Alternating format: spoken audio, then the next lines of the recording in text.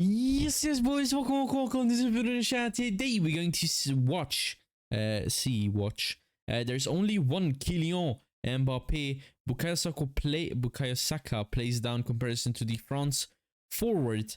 7 minutes and 23 seconds. Let's get it in. Right, let's start with England then, and Bukayo Saka, who's been speaking to the media in the last hour. Rob Dorset is at England's training base in Al Wakra. Good afternoon to you, Rob. So Saka's form at this tournament has been excellent, such an inspiration for the next generation amid such competition for places. But he clearly has a lot of faith in his manager, doesn't he? What's he been saying? Yeah, absolutely right. Look, I think what's very clear is Bukayo Saka is very much enjoying his experience at a first World Cup out here in Qatar. Remember, he started 3 out of 4 games for England so far. Made a big call yesterday, Gareth Southgate, in including Saka in the starting 11 on that right wing, and he responded by scoring a goal in England's 3-0 win over Senegal. He's now got 3 for the tournament. He's the second top scorer in the tournament, level with Marcus Rashford, behind only somebody called Kylian Mbappe, and he is loving life. I think that's fair to say. He's brought the form that he had with Arsenal all season, helping them to the top of the Premier League, into this England setup, and his pace, his energy, his defensive nous in being aware of opposition breaks as well is what's given him the nod ahead of all of those other attacking options that Gareth Southgate possesses. And all in the last week or so up to the game with Senegal, we talked about the big calls Southgate had to make, didn't we? Who was he going to go with in the wide positions? And we've had nothing but admiration and praise for the England boss in the decisions he's taken since he's been out here. Remember, he chose Jude Bellingham in the opening game against Iran, and he's been an absolute revelation, probably England's most influential player since.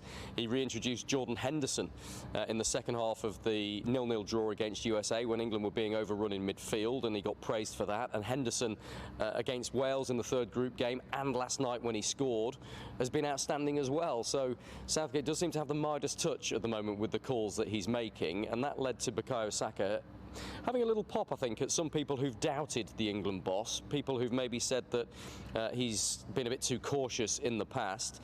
The Arsenal man is having absolutely none of that. Have a listen to what he said about Gareth Southgate and the way the players feel about the decisions he makes from here. I'm not a manager, you know, I'm a player. Yeah, I have to trust Gareth and our coaching staff to obviously prepare their best game plan, but I think, you know, we can continue to do what we're doing. You know, we've been playing well and we've scored, like you said, the most goals in the tournament, so I don't see us needing to change too much. We all back the manager, of course, because, you know, he has an unbelievable record in these big tournaments, and he's taken us really far. And yeah, you know, he does make big decisions and he's got them all right, so I think we need to obviously just try and trust in him more, try and believe in him more, stop doubting him, and yeah, we should be in a good place and just trust him. Yeah, I guess, Rob, very much what Declan Rice was saying, you know, a really nice team spirit going on in the team at the moment. The name, of course, that will dominate in both the English and the French media this week is the one that we mentioned earlier, Kylian Mbappe. Saka was asked repeatedly about the tournament's top goal scorer. What did he have to say about him? Yeah, it was interesting, wasn't it? Because you're quite right. There's an awful lot of discussion inside the England camp and inside this team base where the media are as well between us about Kylian Mbappe. Of course, look, France have world-class stars all over their squad. Ousmane Dembele, Olivier Giroud up front. You can go on and on and on, but Mbappe is the one that really stands out. There's an awful lot of people that feel he is the best player in the world so far, and he's proved that in this tournament. He's leading the chase for the Golden Boot. His 2 goals in the last 16 mean he's got 5 for the tournament already, and he looks a real threat. And one of the key questions for England is how they counteract that threat. I think Gareth Southgate has worked very hard to get Kyle Walker back to fitness, because he's probably the only man in the England squad that can get close to Mbappe when it comes to raw pace. That's why England have worked so hard to give Kyle Walker the right minutes at the right time as he's recovered from this groin surgery at the start of October, and he's fit and good to go.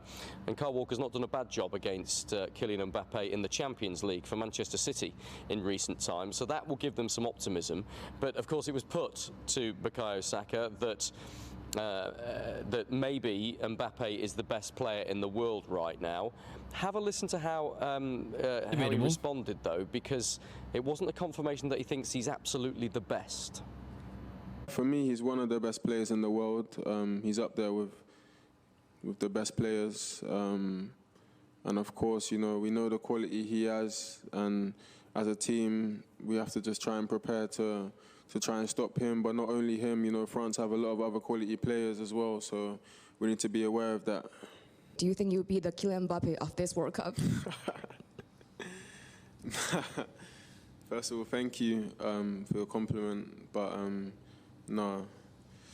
I think there's only one Kylian Mbappe, and at the same time, there's only one me. You know, I just want to be myself and help my team in the best way I can. You know, there's a lot of young players in this tournament. I can name so many, and even in our team, you know, there's another young player alongside us doing unbelievably well, and Jude Bellingham as well. So I'm just happy that we're all here, we're all doing well, and the priority is to try and win the tournament rather than be the player of the tournament or young player of the tournament.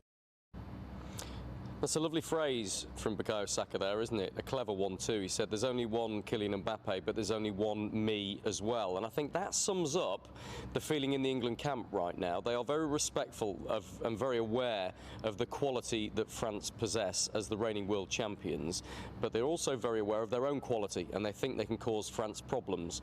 We heard Declan Rice the other day, remember, saying that other nations ought to fear England as much as England might fear some of the biggest nations in the world. One other thing I will just mention, Vicky, in terms of Saka, he was asked about the ongoing situation with Raheem Sterling. Remember, Sterling left the England camp yesterday to be back home in London with his family after there was a robbery at his home, and it was put to Saka that maybe the England players have discussed this, because of course they're all away at the same time, leaving loved ones potentially and property back home unguarded to a certain extent.